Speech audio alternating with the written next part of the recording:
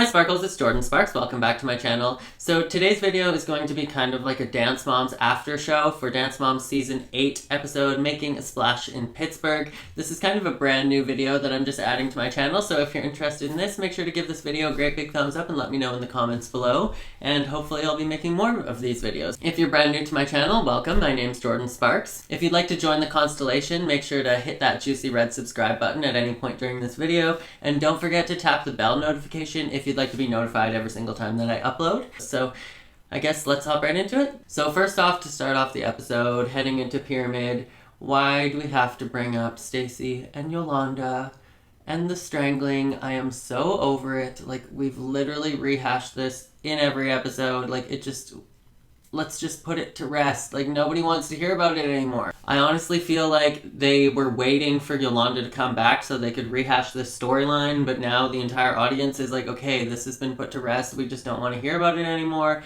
and now they're just trying to dig and dig and dig and dig to start more drama, and I'm just over it. I, for one, am so tired of hearing about it, but let me know. Are you guys so tired of hearing about this strangling situation? Just put it to rest. Side note though, I'm loving Yolanda's like giant cashmere or whatever kind of cable knit sweater that is. It's like so big and comfy and oversized, and I'm like, yes, I would love one of those sweaters for in the wintertime. Did anybody else notice though that there's brand new ALDC merch and it looks nothing like any of the old ALDC merch, and it kind of is reminding me of like Sisters Apparel, James Charles merch line, but like, no tea, no shade, it just doesn't look anything like the old merch, and it just kind of looks like Sister James' Apparel. Also, with the pyramid placements, I honestly was so disappointed that Sarah was not on top of the pyramid, and sure, Cammy won her solo, but she was only supposed to be there for one episode and love her the most and everything, but why is she on top of the pyramid if she's not even there, and she hasn't even been welcomed back? I don't get it. It made absolutely no sense. I think that Sarah has been making the most improvements. I think that because she stepped in and played that leadership role, being the swing in the duet, and she was amazing in the group dance, I think that she deserves to be on top of the pyramid, but whatever. Also, I don't know if you guys watch my older videos, but I totally predicted that JoJo was going to be back in Season 8, and I totally predicted that it was going to be some little cameo thing, and that she was going to be just coming in and talking to Abby and being there to pep up the team and everything. Like, obviously I didn't think she was going to be joining the team, but I totally called that she would be back in Dance Moms for an appearance. I was so happy to see that she was so encouraging and that she was helping them and giving positive feedback and positive advice, like constructive advice for the dancers, so I thought that that was awesome. I'm not sure what's going on with Abby's hair right now, whether this is finally her own hair or whether she invested in a wig that's made with real human hair, but whatever's going on with this hair situation, she looks incredible now. Like, this looks exactly like her hair did before. Also, did anybody else notice that Brady's mom looks a little bit different, and she's been gone for a few weeks, and I'm starting to think that this might have been one of those situations where the producers forced the mom to leave to like go get Botox or some kind of cosmetic procedure, and then she can come back. Like Kira, how she was forced to leave the show to get her mole removed, and they're like, if you want Kalani to be on the show, you better go get that mole removed. I feel like that might have been actually what happened with Brady, and that they might have been like, you have to go get some Botox like the rest of the moms, or you're not allowed on this show. Because she came back, and I'm like, you look different. Also, I'm happy to see that Eliana actually seems confident and well-grounded, and I know that her mom is just trying to hold her accountable. She was like, you're not having the best last 2 weeks, so you really need to focus. But I feel like Ellie's confident, grounded, calm, kind of cool, collected confidence is something refreshing, and that's the kind of confidence she needs in this industry. And I think that she's smart enough on her own that she doesn't need somebody to be like, you need to focus and stress out, because I think that that extra stress is actually what gets in her head and gives her that anxiety. So I think that right now, seeing her cool, confident, and grounded was nice to see, and I think that it paid off this week. Right off the hop for Lily's rehearsal, I'm like freaking out over this straitjacket. I was already freaking out when JoJo did the number with the straitjacket, but she could at least use her arms. I am like sitting there on the edge, like freaking out, like feeling as if I'm the one doing that solo, waiting to fall and break my neck, and I'm just like, please don't put an aerial in this number, please don't put an aerial in this number, please don't put an aerial in this number. Also, can we just give Eliana a shout out? Like, she is so funny when she's not even trying. She's just like the funniest little kid ever. I was also freaking out over the dancing in the water. I've seen a bunch of live theater pieces where they were dancing in water, and I've personally danced in water. In Descendants 2, we had like 3 inches of water at all times on the deck of the ship. I wasn't really doing insane dancing at all. Like, it was basically like step touch, kind of simple, and we were still slipping around, but there were people doing aerials and like back layouts and like all different kinds of tricks, and they were slipping too, but I don't know, it was crazy dangerous. Dancing in water, sure, it's cool, it's a great little gimmick, but it's like the scariest thing ever, so there was a lot of high risk this week between the straitjacket and the dancing in the water, but I'm just glad that they pulled it all off. I feel like JoJo is literally a real-life Rainbow Bright, and shout out to her amazing ponytail, like Ariana Grande who? I love that her ponytail is rainbow and glittery and sparkly, like, that's the best.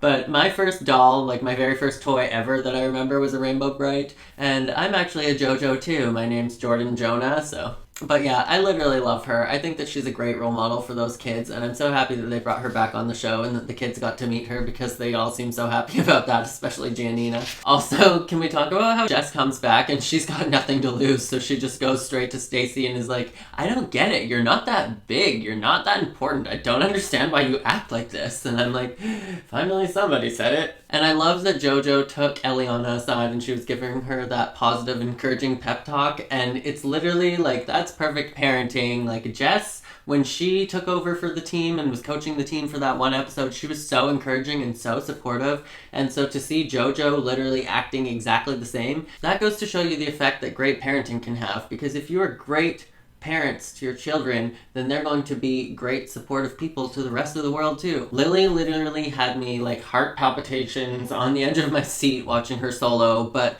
I don't say this very often, that solo was flawless, and I don't know what kind of training they've been doing at the ALDC, whether they have like some kind of insane ballet training going on the side right now, or whether this is just from her ballet training while the show is off, but her technique is insane. Her turnout and her ability to use all of her flexibility and turnout, her lines were incredible. Like, I was blown away. And to do that all without falling on your face. But can we just take a moment, like, when Lily went from standing into that back chest roll and just rolled onto her face, I was literally like, I felt that. And Eliana, I feel like she's so hard on herself.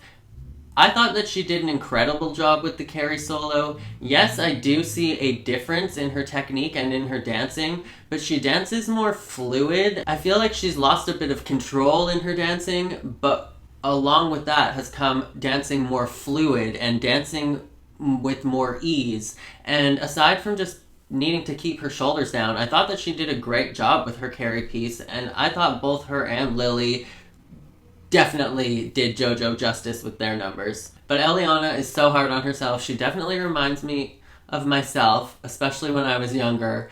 But she just needs to know that she's doing incredible. And Abby, to say that she's dancing worse than she was dancing 2 years ago, the competition circuit versus the professional world, these are two totally different beasts. This is comparing apples to oranges. And in the professional world, you do have to worry about red carpets and premieres and all of that, because that's part of your job. Now, for Abby to say that Eliana's not dancing the same as she was dancing 2 years ago, of course not.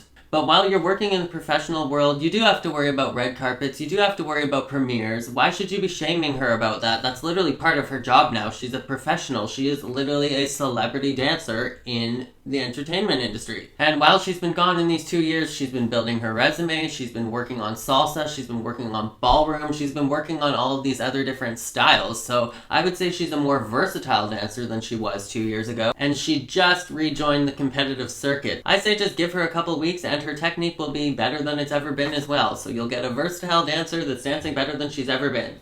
Stop complaining. You're just going to discourage her when she's doing a great job, and I think that with Eliana, she is the kind of dancer that just needs to have her confidence built up and she will soar. Well, I said with Blue Bloods that I wanted to see something different and something that wasn't typical Abby Lee Miller, and she gave us this water dancing routine, and she definitely didn't disappoint with this week's group dance. It's totally different, and I loved it. What did you guys think of the group dance? Let me know in the comments below. I'm glad that nobody died. And to be fair, I don't really care that the group didn't win. It's going to go down in history as one of the most epic and memorable group dances that the ALDC has ever done because it was different. Now for judging, I thought that Lily totally deserved that first place win. I thought that she did an incredible job. I thought that it was brave of her to go out on that stage completely strapped into a straitjacket.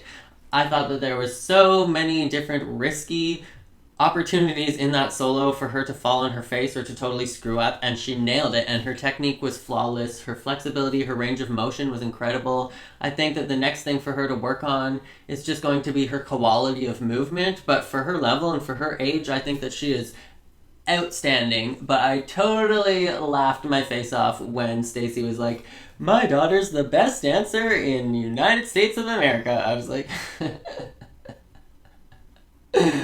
cute, Stacy. You're so cute. You're just such a likable girl. And we ended off the episode with some promos of what's to come, and oh, shocker. Abby calling the police on moms again. This time it's Michelle, so I don't know. Let's see what's to come, I guess. Honestly, I thought that there was a ton of great dancing this episode, and that's why I watched, so I was super satisfied. But let me know what you guys thought of this entire episode down in the comments below, and I look forward to doing some reactions to the dances, and those will be up on my channel later as well, so keep an eye out for that. If you like this video, make sure to give it a thumbs up. And before we go, I just wanted to mention the sparkling star of today's video, and today's sparkling star is Lindsay. Thank you so much for supporting my channel. I love you so much. If you would like to be the next sparkling star, all you have to do is head on over to my Twitter. You can follow me at JordanJSparks and just retweet one of my video links when they go live, and I will pick a new sparkling star for every single video. Also, while you're at it, if you have Instagram and you just want to check out my Instagram for some behind the scenes kind of stuff, my Instagram is at JordanJSparks as well, so make sure to go head on over there, say hello, and I'll be following back a bunch of you guys as well. But I think that that is it for this video, so as always, make sure to be weird, be wild, and stay sparkly, and I will catch you guys in the next video. Bye guys!